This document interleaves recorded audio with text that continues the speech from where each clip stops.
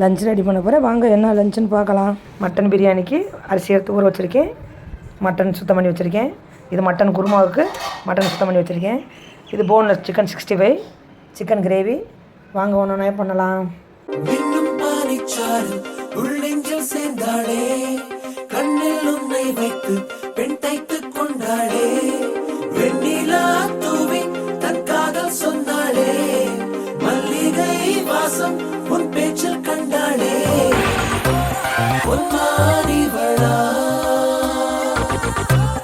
உன்மானவில்லா உன்மானிவளா.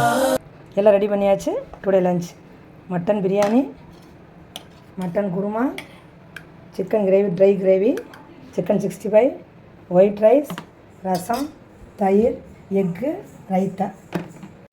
வாங்க சாப்பிட்லாம்.